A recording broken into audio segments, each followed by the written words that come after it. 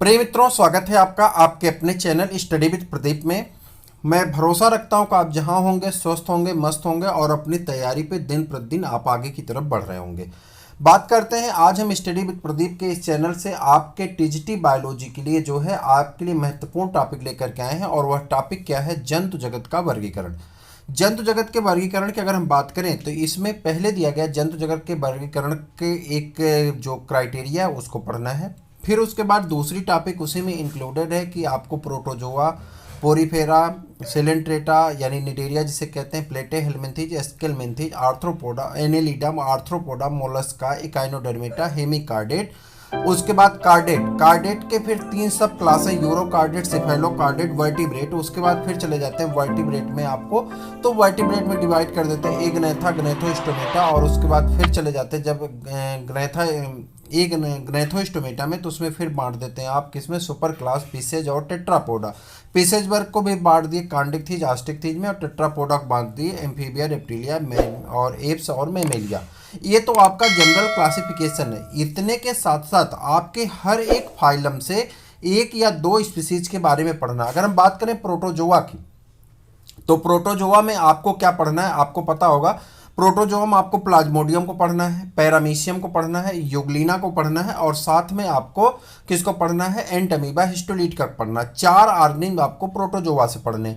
वहीं पे जब आप इंटर करते हैं पोरीफेरा में तो आपको साइकान पढ़ना है। वहीं जब आर्थ्रोपोडा में चले जाएंगे तो वहाँ पे आपको इंसेक्ट के हार्म जो आपके बेनिफिशियल यानी लाभदायक कीट हैं और हानिकारक कीट हैं उनके बारे में पढ़ना है। कहने का अर्थ है कि पूरे एनिमल वर्ल्ड जो है इसको बहुत डिटेल से पढ़ने के लिए आपके सिलेबस में दिया गया है, चाहे वो टीजीटी का सिलेबस हो या पीजीटी का हो।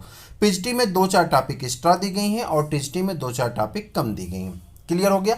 अब मेरी बात को एक मिनट के लिए बहुत गौर से सुनिएगा। यहाँ पे जो आपका टीजीटी का सिलेबस है और पीजीटी का सिलेबस है, इसमें आपके लिए हम हिंदी की क्लास तो लगातार आपके लिए आगे बढ़ा रहे हैं। आपको बता दें कि जो हिंदी की क्लास है, ये हिंदी की क्लास सिर्फ इंटर लेवल तक की किताबें मिलती हैं इसकी। इस बात से आप अवगत होंगे, इसमें कोई दो राय नहीं। जो ग्रेजुएशन लेवल की किताबें भी मिलती हैं, जैसे मान लेते हैं जैसे ये टर्म है एनाइमा। एनाइमा एक्चुअली में ये टर्म जो है वो इंग्लिश वर्ड है। वहीं पे अगर हम बात करें यहाँ पे तो अंडो जो अब जो लिखा गया, तो वहाँ पे जो लिखा गया है इंग्लिश की जो हिंदी की बुक आती हैं बीएससी लेवल की, उसकी इतनी शुद्ध शुद्ध हिंदी लिखी गई कि उसके लिए आप परेशान हो जाएंगे। मतलब उस शुद्ध हिंदी का अर्थ भी ना तो टाइप कर मिल रहा है ना ही बोल मिल रहा है, ठीक है। उसमें इतनी समस्या आ रही है। इसके लिए हमने ये सोल्यूशन निकाला कि जो भी हम फाइलम करवा रहे हैं उस फाइलम के जो स्पीसीज लेवल का क्लासिफिकेशन हो रहा है उससे आप इंग्लिश मीडियम वाला वीडियो अवश्य देखें। आप एक दो वीडियो देखेंगे, जैसे प्रोटोजोआ का हमने एक वीडियो डाल रखा है, आप उसे देखिए। हमने उसमें क्या नाम है आपका एंटमीबा हिस्टोलिटिका का वीडियो डाल रखा है। जैसे एंटमीबा हिस्टोलिटिका जो हम आपको पढ़ा रहे थे, तो यहाँ पे टॉपिक मान लीजिए कोई लिखा है कि एंटमीबा हिस्टोलिटिका है present in the one flagella, ठीक। तो हमने बताया कि एंटमीबा हिस्टोलिटिका में एक फ्लैजिला पाया जाता है। आपको ये देखना है कि ये पॉइंट है, हाँ ये पॉइंट है। इतनी भी टफ इंग्लिश नहीं, हम प्रयास कर रहे हैं बहुत सरल शब्दों में आपको नोट्स प्रोवाइड कराया जाए। इसलिए आप इंग्लिश वाले वीडियो को धीरे धीरे लय में लाइए, क्योंकि बहुत सारी ऐसी चीज़ हैं जो हिंदी में नहीं मिल रही हैं और ये एक प्रॉब्लम क्रिएट कर रहा है कि आपके हिंदी का मैटर अगर मिल भी रहा तो टाइप नहीं हो पा रहा है। ऐसे ऐसे शब्द हैं कि टाइपिंग में बड़ी मिस्टेक हो रही है। बात समझ गए? जहाँ तक जनरल चीज़ें वो तो हम आपको प्रोवाइड करा रहे हैं, एनसीईआरटी की सारी चीज़ें प्रोवाइड करा रहे हैं, लेकिन मेरा कहना मानिए, आप मेरे साथ साथ उन चीज़ों को पढ़िए। एक वीडियो 20 से 25 मिनट का है, आप उसे 20-25 मिनट देंगे ना तो आपका एक कॉन्फिडेंस लेवल भी बढ़ेगा। उसके प्रश्न को भी करिए। जरूरी नहीं है कि आप जो है ये हथियार डाल के मत बैठ जाइए, हथियार को लेके चलिए, ठीक है। इतनी कठिन हिंदी इंग्लिश नहीं है और मैं उसमें सारी चीज़ें हिंदी में बोलता हूँ। 99% तक मैं हिंदी बोलता हूँ। आप उसे चाहेंगे तो कर पाएंगे, ठीक है। चलिए अब जंतु जगत के वर्गीकरण पे आ जाते हैं। आप एक आध दो वीडियो देखिए, खुद समझ जाएंगे कि हमें दोनों में देखना है किस में देखना है। खुद आप बताइए, उसके बाद कमेंट कर, तब हम आपको बताते हैं, ठीक है। चलिए यहाँ पे आते हैं जंतु जगत के वर्गीकरण में। तो यहाँ पाएंगे प्रसिद्ध ग्रीक दार्शनिक जो हैं अरस्तु, इन्हें अब इंग्लिश में एरिस्टोटल कहा जाता है, हिंदी में अरस्तु कहते हैं, ने सबसे पहले अपने समय में ज्ञात जंतुओं के प्राकृतिक समानताओं और विषमताओं, प्राकृतिक मतलब होता है नेचुरल, और यहाँ पे समानताओं मतलब सिमिलैरिटी है, विषमताओं मतलब क्या हो गया जो उसकी डिससिमिलैरिटी है, उनके बारे में आधार बना करके जंतुओं का वर्गीकरण कर दिए। किसने किया जंतुओं का वर्गीकरण? जंतुओं का वर्गीकरण अरस्तु नामक वैज्ञानिक थे, दार्शनिक थे, वैज्ञानिक नहीं कह सकते, दार्शनिक थे, फिलासफर थे। और इन्होंने इसका क्या कर दिया, वर्गीकरण कर दिया। और किसके आधार पे? सिमिलैरिटी और डिसिमिलैरिटी के आधार पर। और इसके दो भागों में बांट दिए। पहले भाग का नाम रखा गया ए नाइमा। ठीक है, ए मीन्स होता है एब्सेंट, आप देखे होंगे रजिस्टर में आप भरते हैं एब्सेंट। और ई मतलब होता है, ठीक है, वहाँ पे उपस्थित से मान सकते हैं। तो ई जो है ई नाइमा, इसमें लाल रुधिर नहीं पाया जाता, यानी इसमें जो रुधिर होते हैं या जो अंदर का द्रव्य होता है वो लाल रंग का नहीं होता, यानी आरबीसी नहीं पाई जाती। जिसमें आरबीसी नहीं पाया जाता है, रेड ब्लड कार्सेल्स नहीं पाई जाती हैं, ऐसे जंतुओं को उन्होंने ए नाइमा में अंतर्गत रख दिया। ए नाइमा के अंतर्गत कौन कौन से जीव आए? तो ए नाइमा के अंतर्गत जो जीव आते हैं उसमें आपका स्पंज आ जाता है, नाइडेरिया आ जाता है, मोलस्का आ जाता है, आर्थ्रोपोडा आ जाता है, इकाइनोडर्मेटा आ जाता है, इत्यादि इत्यादि जीवों को उन्होंने किस में रख दिया? ए नाइमा के अंतर्गत समाहित कर दिया, यानी रख दिया। उसके बाद ई नाइमा के अंतर्गत उन्होंने किसको रख दिया? जिनमें लाल रुधिर पाए जाते हैं। इसके अंतर्गत उन्होंने किसको रखा? दो भागों में बांट दिए, जरायुज यानी बच्चे देने वाले। अब इसी को इंग्लिश में कहते हैं वीवी पैरस। क्या कहा जाता है? वीवी पैरस। और इसी को अगर हम बात करें अंडोज को कहते हैं ओवी पैरस। क्या कहते हैं? ओवी पैरस कहा जाता है। तो ओवी पैरस यानी अंडा देने वाले जो जीव थे उनमें कौन है? मछलियां हैं आपकी, उभयचर हैं यानी मेढक हैं, और उसके बाद सांप है, रेप्टाइल्स हैं, ठीक है, उसके बाद सरीसृप और पक्षी, ये सभी अंडे देने वाले जंतु होते हैं। एक टॉपिक आपकी है जो है डेवलपमेंट ऑफ ऑर्गेनिज्म, उसमें आपका एग्स में पूछा जाता है, हर बार एक प्रश्न फिक्स है, पूछा जाता है कि ये जो एग है वहाँ पे 5 ही प्रकार के प्रश्न आते हैं। ठीक है, वहाँ पे मछली का अंडा होता है, कभी कभी मेढक का अंडा होता है, कभी कभी सलामेंडर का होता है। तो यही घुमा करके पूछा जाता है कि इनका जो योग होता है, अंडे के अंदर योग जो पाया जाता है वो किस प्रकार का होता है, एलेस्थल होता है, माइक्रोलेस्थल होता है, या कैसा होता है, तो वो आपको बताना होता है। ठीक है, तो वो एक बहुत छोटे से टॉपिक में आपका कवर हो जाएगा। अब उसके जितने भी टर्म हैं वो सभी इंग्लिश में है, हिंदी में मिल ही नहीं रहा कहीं पे। तो इसलिए उन सब चीज़ों के लिए धीरे धीरे से आप प्रैक्टिस में लाइए, इंग्लिश को सीखिए। मेरी बात को एक बार और ध्यान से सुनिए, कहने के लिए हम 11-12 पढ़ करके सारी चीज़ें प्राप्त कर सकते हैं। ठीक है, हो जाता, हो भी जाएगा, मैं भरोसा दिला रहा हूँ आपको, हो जाएगा।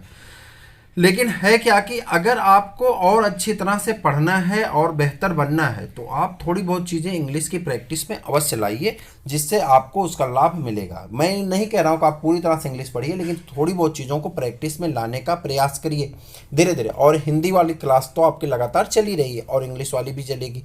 ठीक है, आर्य छुटेकर नामक एक साइंटिस्ट थे, मैंने आपको बताया था, क्लास में भी बताया था कि इन्होंने जीवों को 5 किंगडम सिस्टम क्लासिफिकेशन बताया। और कब दिया था? 1969 ईस्वी में दिया था। इसके बारे में हमने आपसे कई बार चर्चा की थी। 5 किंगडम सिस्टम क्लासिफिकेशन की अगर बात करें तो मोनेरा किंगडम की बात हुई थी। सभी प्रोकैरियोटिक जीव पाए जाते हैं, जिसमें बैक्टीरिया आता है, ब्लू ग्रीन एल्गी आते हैं, साइनोबैक्टीरिया आते हैं। साइनोबैक्टीरिया से पिछले बार 2016 के प्रश्न में और 2021 में दोनों बार प्रश्न पूछा गया साइनोबैक्टीरिया से। अब जो प्रश्न पूछे जा रहे हैं आप डायरेक्ट फाइलम से नहीं बल्कि उसके स्पीशीज से पूछे जाते हैं, इस बात से आप सजग रहें। तो साइनोबैक्टीरिया से 2 बार प्रश्न पूछे गए। ब्लू ग्रीन एल्गी है, उसके बाद जो है आपका ये सब किस में आते हैं? प्रोकैरियोट में आते हैं। वहीं पे प्रोटिस्टा की बात करते हैं तो सभी कैसे होते हैं? एक कोशिकीय होते हैं और कैसे होते हैं? यूकैरियोटिक होते हैं। यानी एक कोशिकीय यूकैरियोटिक किस में पाए जाते हैं? प्रोटिस्टा जगत में रख दिए गए। यही कारण है कि प्रोटिस्टा में हम लोग प्रोटोजोआ को पढ़ते हैं। प्रोटोजोआ में जितने भी जीव होते हैं कैसे होते हैं? एक कोशिकीय होते हैं और यूकैरियोटिक होते हैं। यही कारण होता है कहीं कहीं क्लासिफिकेशन में प्रोटोजोआ को जो है प्रोटिस्टा के अंतर्गत पढ़ा जाता है। आपकी एनसीईआरटी में भी प्रोटोजोआ को प्रोटिस्टा के अंतर्गत दिया गया है। आप चैप्टर नंबर 2 क्लास 11 का चैप्टर नंबर 2 पढ़ेंगे तो वहाँ पे दिया गया है, यूग्लिनोइडी दिया गया है, आपको डायनोफ्लैजिलेटा दिया गया है, वहीं पे आपको अमीबा दिया गया है, वहीं पे आपको स्पोरोजोआ दिया गया है। आप वहाँ पे पढ़ेंगे तो सारी चीज़ें एनसीईआरटी में दी गई। ठीक है, कवक की बात करते हैं, सभी यूकैरियोटिक होते हैं, क्लोरोफिल रहित यानी क्लोरोफिल नहीं पाया जाता है, और पादप होते हैं, और एक कैसे होते हैं? परपोषी होते हैं, यानी किसी के बने बनाए भोजन पर निर्भर करने वाले प्राणी होते हैं। पादप की बात करते हैं तो सभी जंतु कैसे, सभी पादप कैसे होते हैं? यूकैरियोटिक होते हैं, और ये जो होते हैं कैसे होते हैं? क्लोरोफिल युक्त पादप होते हैं, मतलब इसमें क्लोरोफिल पाया जाता है। और कैसे होते हैं, स्वपोषी होते हैं। कैसे होते हैं, स्वपोषी होते हैं, ठीक है।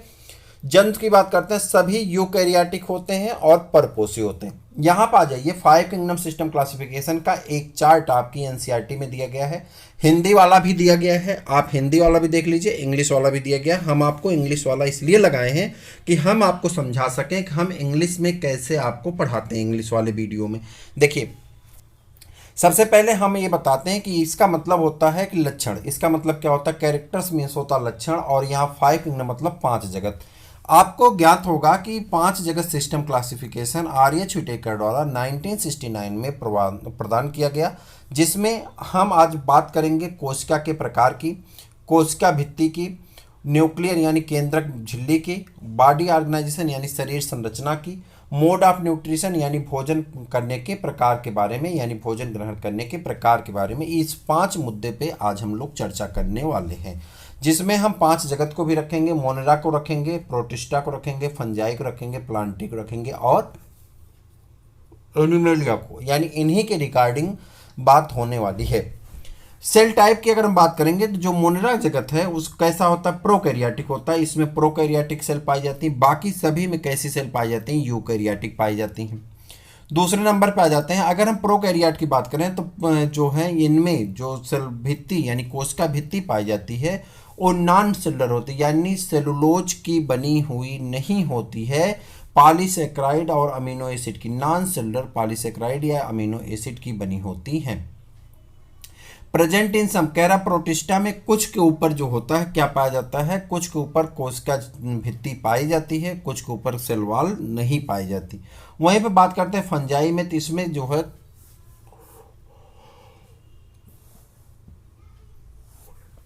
इसमें अगर हम बात करें तो कोशिका भित्ति पाई जाती है किसमें, फंजाई में, और वो किसकी बनी होती है, विदाउट सेलुलोज, सेलुलोज की नहीं बनी होती, किसकी बनी होती, काइटिन की बनी होती, किसकी बनी होती, काइटिन की बनी होती है, लेकिन ये पाई जाती है इसमें कोशिका भित्ति, किसमें, फंजाई में। वहीं पर अगर हम बात करें तो किसकी बनी होती है, पादप जगत में जो कोशिका भित्ति होती है पाई जाती है और बनी होती है सेलुलोज की। वहीं पर अगर हम बात करें जंतु जगत की, तो जंतु जगत में जो कोशिका भित्ति होती है वो क्या होती है, एब्सेंट होती है, यानी कोशिका भित्ति नहीं पाई जाती। बात करते हैं न्यूक्लियर मेम्ब्रेन की, यानी केंद्रक झिल्ली की, तो केंद्रक झिल्ली जो है वो मोनेरा जगत में नहीं पाया जाता है, प्रोटिस्टा जगत में पाया जाता है और सब में पाया जाता है, ठीक है, क्योंकि यूकैरियोटिक होते हैं और यूकैरियोटिक कोशिका में केंद्रक झिल्ली पाई जाएगी। बॉडी ऑर्गेनाइजेशन की बात करें तो सेलुलर लेवल का होता है, यानी कोशिका लेवल का है, यह भी कोशिका स्तर का होता है, ये मल्टी कोशिका स्तर के होते हैं, और ये यानी बहुत सारी कोशिकाएं पाई जाती हैं, बहुकोशिकीय होते हैं, आर्गन स्तर के होते हैं, आर्गन और आर्गन सिस्टम लेवल के होते हैं।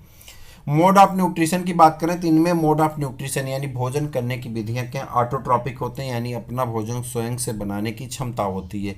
कुछ इसमें कीमोसिंथेटिक होते हैं, कीमोसिंथेटिक मतलब रसायन पोषी होते हैं, और कुछ फोटोसिंथेसिस होते हैं जो कि प्रकाश संश्लेषी होते हैं और इस प्रकार से पाए जाते हैं, ठीक है।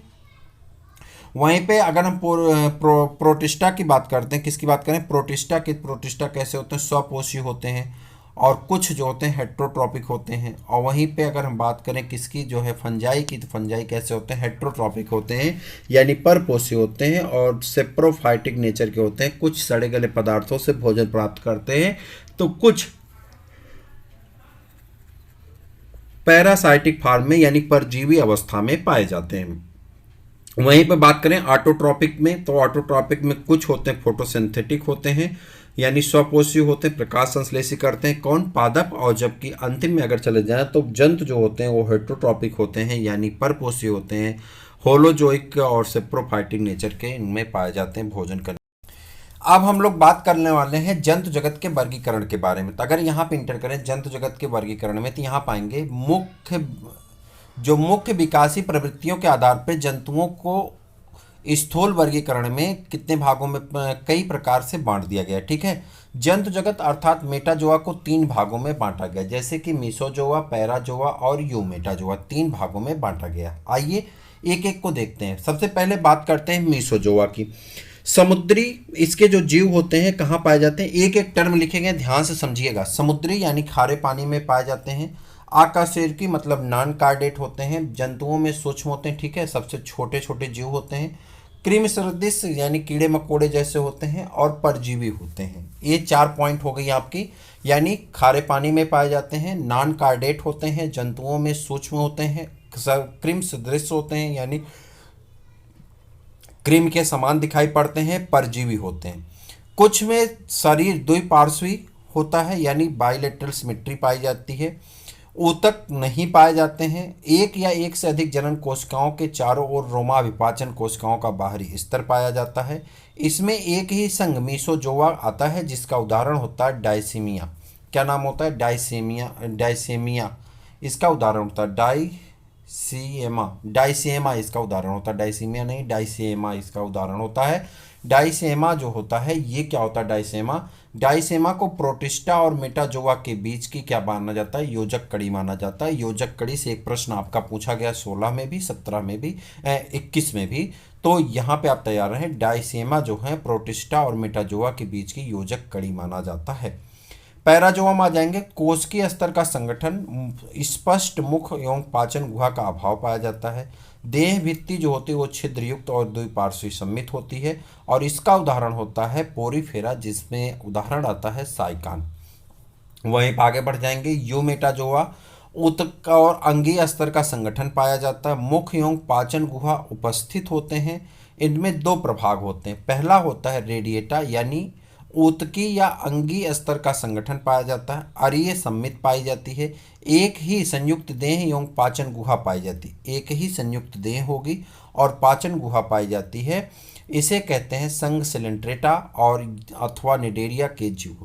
सिलेंट्रेटा लिखो चाहे नाइडेरिया लिखो, जीव जो होते हैं वो रेडिएटा सिमेट्री वाले पाए जाते हैं। वहीं पे बाइलेटेरिया की बात करें, इसमें त्रिस्तरीय होते हैं, यानी शरीर कैसी होती है? 3 स्तरों से मिलकर बनी होती है। एक्टोडर्म, मेजोडर्म और एंडोडर्म, 3 भ्रूणीय स्तरों से बना होता है। अर्थात भ्रूण में मेजोडर्म एवं द्विपार्श्वी भी होता है, यानी भ्रूण में जो मेजोडर्म होता है वो द्विपार्श्वी होता है। शरीर संगठन अंगीय स्तर का होता है। इसके 2 प्रभाग होते हैं। एक होता है प्रोटोस्टोमिया। प्रोटोस्टोमिया का मतलब होता है युग्मनज यानी जाइगोट जो होता है का विदलन, जो उसका डिवीजन होता है वो सर्पिल अथवा निश्चयात्मक होता है, यानी सांप सर्पिल होता है और निश्चयात्मक यानी निश्चित होता है किस भाग से क्या बनेगा। मुख कोरक रंध्र से या इसके निकट, ठीक है। मेजोडर्म प्राथमिक मेजोडर्मी कोशिकाओं से निर्मित होता है। ड्यूट्रोस्टोमिया की बात करते हैं। युग्मनज अर्थात जाइगोट का विदलन अरीय होता है और अनिश्चयात्मक होता है। गुदा कोरक रंध्र से या इसके निकट होती है। मेजोडर्म जो है गैस्ट्रुला की आंकेंट्रान की दीवारों से निर्मित होते हैं। मेजोडर्म जो होती हैं वो किससे बनी होती हैं? गैस्ट्रुला की आंकेंट्रान की दीवारों से निर्मित होती हैं। शिलोम गुहा आंकेंट्रान की गुहा से या मेजोडर्म के चीर से होती हैं। इसमें 2 आते हैं, इकाइनोडर्मेटा और कार्डेटा। बस आपको उदाहरण को याद रखना है, बाकी कोई बहुत ज़्यादा अर्थ नहीं, ठीक है। चलिए आगे बढ़ जाते हैं। अब यहाँ पे देखिए फिर आपका क्लासिफिकेशन इंग्लिश में ही है, हिंदी में मिल ही नहीं रहा है। आपके बुक में हिंदी में दिया गया है, लेकिन जो जो यहाँ पे लिखा गया वही वही शब्द वहाँ पे बस हिंदी में लिख दिया है। यहाँ पे स्पेलिंग लिखी गई उसकी, ठीक है। चलिए किंगडम एनिमेलिया को अगर हम बांटें तो किंगडम एनिमेलिया को हमने लेबल जो रखा कोशिका स्तर रखा और अंग ऊतक अंग और अंग तंत्र स्तर रखा। कोशिका स्तर पे एक ही आता है जो यहाँ पे सिमेट्री बॉडी कैविटी और ये जो फाइलम है पोरीफेरा आ जाता है। कोशिका स्तर पे कौन आ जाता है? पोरीफेरा। तो प्रोटोजोआ किस में जाता है? प्रोटोजोआ प्रोटोप्लाज्म स्तर पे डिवाइड किया गया है, याद रखिएगा। प्रोटोजोआ को प्रोटोप्लाज्म स्तर पे डिवाइड किया गया है। वहीं पे रेडिएटा की बात करते हैं तो यहाँ पे टिश्यू ऑर्गन सिस्टम लेवल में कौन आ जाता है? रेडिएटा में तो कोलेंट्रेटा आ जाता है, यानी सिलेंट्रेटा आ जाता है और टीनोफोरा आ जाता है, ठीक है। और सिलेंट्रेटा को नाइडेरिया भी कहते हैं। उसके बाद बाइलेटरल सिमेट्री की अगर हम बात करें तो इसके अंतर्गत आ जाते हैं 3 तरह के जीव, एक सिलोम रखने वाले, एक स्यूडोसिलोम रखने वाले, एक सिलोम अनुपस्थित, स्यूडोसिलोम मतलब झूठा सिलोम, और एक सच्चे सिलोम वाले। तो जो सिलोम नहीं रखते हैं, एसिलोमेटिक होते हैं, उसे प्लेटेहेल्मिन्थीज कहते हैं। क्या कहते हैं? प्लेटेहेल्मिन्थीज। जो स्यूडोसिलोमेट रखते हैं उन्हें एस्केल्मिन्थीज कहा जाता है, और जिसमें सच्चा सिलोम पाया जाता है उनमें एनेलिडा है, आर्थ्रोपोडा, मोलस्का, इकाइनोडर्मेटा है, हेमिकार्डेट है और कार्डेट है। क्लासिफिकेशन आपके जुबान पे रटी रटाई होनी चाहिए, चाहे आप जो हैं जिस भी एज ग्रुप के हों। कार्डेटा की बात करते हैं तो कार्डेटा में आएंगे तो कार्डेटा में सब फाइलम 3 बांट दिया गया है, यूरोकार्डेट, सिफेलोकार्डेट और कौन है, वर्टिब्रेट। यूरोकार्डेट आपका ठीक है, छोड़ दीजिए। इसमें टेल, यूरो मीन्स होता है टेल यानी पूंछ में जो है नोटोकार्ड पाया जाता है। इसमें हेड से लेकर के पूंछ तक नोटोकार्ड पाया जाता है और इसमें जो नोटोकार्ड होता है वर्टिब्रल कॉलम में यानी वक्ष गुहा में रूपांतरित हो गया होता है। वर्टिब्रेटा जो होते हैं इसको 2 भागों में बांट दिया गया है, वियर्स या जिसके पास जबड़ा पाया जाता है और जिसके पास जबड़ा नहीं पाया जाता। जिसके पास जबड़ा नहीं पाया जाता उसे एग्नेथा कहते हैं और जिसके पास जबड़ा पाया जाता है उसे ग्नेथोस्टोमेटा कहते हैं या बियर्स या ग्नेथोस्टोमेटा कहा जाता है। जो एक नेथा होता है इसका एक उदाहरण होता है साइक्लोस्टोमाटा, और ये आपसे पूछा जाता है, साइक्लोस्टोमाटा उदाहरण आपसे पूछा जाता है, आप याद रखें। और ग्नेथोस्टोमेटा का जो उदाहरण होता है वो कौन होता है, यहाँ पे 2 क्लास हो जाते हैं, सुपर क्लास पिसेजबर्ग और super class tetrapoda. Super class पिसेजबर्ग में जो है क्लास आती है कांडिक थीज और आस्टिक थीज, जबकि सुपर क्लास टेट्रापोडा में जो क्लास आता है वो आता है एम्फीबिया, रेप्टिलिया, एप्स और मैमेलिया। ये पूरा क्लासिफिकेशन है और इसी पूरे क्लासिफिकेशन वर्गीकरण को आपको क्या करना, अध्ययन करना है, पढ़ना है और उसके आंसर को अपने आने वाले पेपर में लिखना है जिससे आपकी सफलता सुनिश्चित हो सके। हमने बार बार कहा, आज फिर आपके साथ कह रहे हैं कि जो सोच सकता है वह कर सकता है और आप वह भी कर सकते हैं जो आज तक आपने सोचा नहीं। यानी अगर आप सोच सकते हैं तो आप कर सकते हैं और आप वह भी कर सकते हैं जिसे आज तक आपने सोचा नहीं है। तो आप अपने आप से मजबूती बनाएं और जल्दी से जल्दी इसे शेयर करें, लाइक करें, सब्सक्राइब करें, ताकि ज़्यादा संख्या बढ़ती जाएगी तो उतने ज़्यादा मन से हम और काम आपके कर पाएंगे। आपको बता दें, पेड बैच में जो भी मित्र अभी तक नहीं जुड़े हैं जल्दी से जल्दी जुड़ जाइए। ऑफर बहुत लिमिटेड समय के लिए बचा हुआ है। पेड बैच में जुड़ने से आपको फ़ायदा ही होना है, ये हम विश्वास के साथ कहते हैं। लेकिन यदि आप नहीं जुड़ते हैं तो भी आपको कोई नुकसान नहीं हो, ऐसी हम भगवान से प्रार्थना करते हैं। लेकिन अगर जुड़ेंगे तो आपको लाभ अवश्य होगा, ये हम उम्मीद रखते हैं और विश्वास भी रखते हैं। चलिए, आजकल के आधुनिक विचारधारा के अनुसार जो है हम लोग वर्गीकरण पे थोड़ी देर चर्चा कर लेते हैं जंतु जगत के। तो सबसे पहले है ये अंतरा प्रजनन करने वाले जंतु की आबादी में होने, यानी ये इंटरब्रीडिंग कर सकें। इनमें आबादी में एक जीन समूह यानी जीन पूल होता है जिसमें जीन स्वतंत्र अभिगमन यानी इंडिपेंडेंट असार्टमेंट के लिए तैयार होती है। इसकी प्रत्येक आबादी में वातावरणीय दशाओं के अनुसार अनुकूलन की क्षमता पाई जाती है और प्रकृति चयनवाद यानी नेचुरल जो आपकी आई थी सिस्टमा नेचुरी की बात है ना, प्राकृतिक चयनवाद, तो वो होना चाहिए, चलती रहती है। इस प्रकार इसमें उद्विकास द्वारा नई जातियों के उत्पन्न होने या उत्पत्ति के लिए मूल क्षमता पाई जाती है। आगे बढ़ जाएंगे। आधुनिक जंतुओं में जंतुओं के विकासी क्रम को ध्यान से देखेंगे। पहला क्रम है जैव विकास क्रम में जंतुओं के अधोलिखित प्रमुख लक्षणों का विकास क्रम में रखा गया। पहला क्रम है जंतु संरचना प्रणाली। जंतु शरीर में 3 प्रकार की संरचना प्रणाली पाई जाती है। एक होती है कोशिकीय पुंज प्रणाली। कोशिकीय पुंज प्रणाली में जो है ऐसे प्राणी जिनके शरीर की रचना कोशिकाओं के पुंज यानी गुच्छे से निर्मित होती है उसे हम लोग क्या कहते हैं, कोशिकीय पुंज प्राणी कहते हैं। यह द्विस्तरीय होते हैं, जीव कहलाते हैं। और पोरीफेरा, इससे प्राणी कोशिका स्वतंत्र रूप से श्वसन पोषण आदि करती। कह रहा पोरीफेरा में जब चले जाते हैं तो इसकी सभी कोशिकाएं जो होती हैं अपने अपने में स्वतंत्र रहती हैं, अपना पोषण करती हैं, अपना शोषण करती हैं और अपना अपना जीवन जीती हैं। बस एक ग्रुप बना लेती हैं, समूह बना लेती हैं और समूह में सर्वाइव करती हैं। इनमें ऊतक तथा अंग स्तर नहीं पाए जाते हैं। ऐसे जीवों में शरीर कोशिकाओं की उत्पत्ति 2 भ्रूण स्तरों यानी एक्टोडर्म और इंडोडर्म से मिलकर के बनी होती है। किससे मिलकर बनी होती है? एक्टोडर्म और इंडोडर्म से मिलकर के बनी होती है। आगे बढ़ते हैं और अगला है जो है अन्य कोश प्रणाली। अन्य कोश प्रणाली के आधार पर अगर हम बात करें, ऐसे जीव जिसके शरीर में केवल एक कोश होता है, एक छिद्र द्वारा बाहर खुलता है, अर्थात इनमें मुख द्वार तथा गुदा द्वार एक ही होता है। यानी मुख द्वार और गुदा द्वार एक ही होता है। भोजन का पोषण इसी गुहा से होता है और पचे हुए भोजन का विसरण भी यहाँ से होता है। इस कोश को हम जठरवाही गुहा कहते हैं। क्या कहा जाता है? जठरवाही गुहा कहते हैं। और ये किस में पाया जाता है? सिलेंट्रेटा तथा प्लेटे हेलमिंथेज में। सिलेंट्रेटा में हाइड्रा आता, प्लेटे हेलमिंथेज में आपका फैसियोला हिपेटिका आता है। ठीक है। नली के अंदर नली प्रणाली, नली के अंदर नली प्रणाली में क्या कहते हैं, इस प्रणाली के जंतुओं में एक आहार नाल होती है जो दो द्वारों मुख द्वार तथा गुदा द्वार द्वारा बाहर खुलती है। मुख द्वारा भोजन ग्रहण किया जाता है और बिना पचे हुए भोजन को गुदा द्वारा बाहर निकाल दिया जाता है। लगभग सभी जटिल जंतुओं जैसे कि एनेलिडा यानी केचुआ, आर्थ्रोपोडा यानी काकरोच, मोलस्का यानी सीपी तथा घोंघा आदि में यह प्रणाली पाई जाती है। वहीं पे बात करते हैं देह गुहा की बात करेंगे। एक नली से दूसरे नली प्रणाली वाले जंतुओं में देह गुहा तथा आहार नाल के मध्य द्रव से भरी हुई एक गुहा होती है जिसे देह गुहा कहते हैं। देह गुहा के अन्य अंग जैसे कि यकृत, गुर्दा, प्लीहा आदि स्थित होते हैं। वास्तविक देह गुहा भ्रूणी परिवर्धन के समय मेजोडर्म के बेहटन से बनती है।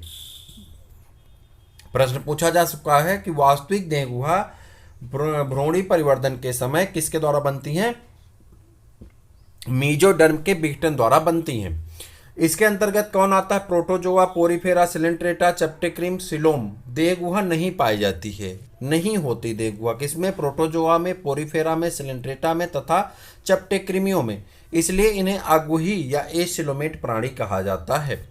वहीं पर अगर बात करें गोल कृमियों या एस्केलमेंथीज में देह गुहा भ्रूण के ब्लास्टोडर्म से विकसित होती है। किससे, भ्रूण के ब्लास्टोडर्म से विकसित होती है।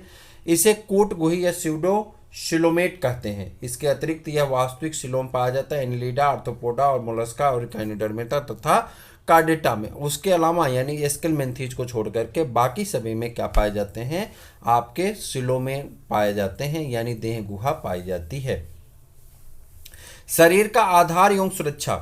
कंकाल शरीर को सुरक्षा तथा अवलंब दोनों प्रदान करता है।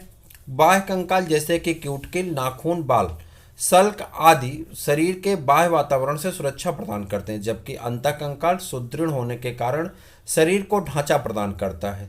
सरलतम जंतुओं निडेरिया में बाह्य कंकाल नहीं पाया जाता। निडेरिया में क्या होता है, बाह्य कंकाल नहीं पाया जाता। वहीं पे कृमियों में क्यूटिकल, आर्थ्रोपोड में काइटिन के बने होते हैं।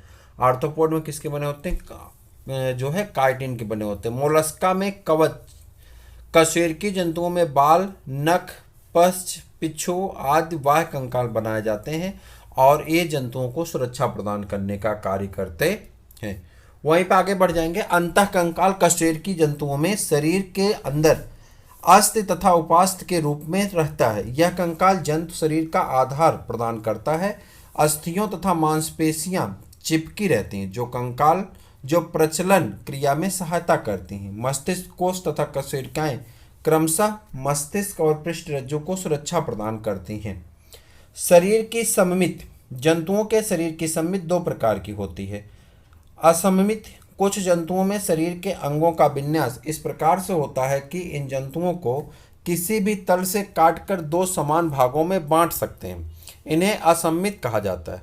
जैसे स्पंज, घोंघा और अमीबा, इन्हें नहीं बांटा जा सकता। क्या कहते हैं, नहीं बांटा जा सकता है। यही कारण है कि इन्हें क्या कहते हैं, असममित प्राणी कहा जाता है। जबकि सममित की बात करें तो सममित प्राणी में कौन आ जाएंगे, जिन जंतुओं के अंगों का विन्यास इस प्रकार होता है कि उन्हें किसी तल से काटें तो दो समान भागों में बंट सकें, उन्हें सममित कहा जाता है। और ये सममित की बात करें, जिन जंतुओं में अंगों का विन्यास इस प्रकार से होता है कि उनको किसी भी अर्थव्यास से काटे तो वो दो समान भागों में विभक्त हो जाएं, जैसे कि नाइडेरिया में हाइड्रा है, इसे अरीय सममित कहा जाता है। जबकि अरीय सममित के बारे में हमने आपसे बताया था, जैसे मान लेते हैं कि ये सेब है और इस सेब को हमने ऐसे काट दिया तब भी दो बराबर भाग हो गए, और अगर ये सेब है और हमने ऐसे काट दिया तब भी दो बराबर भाग हो गए।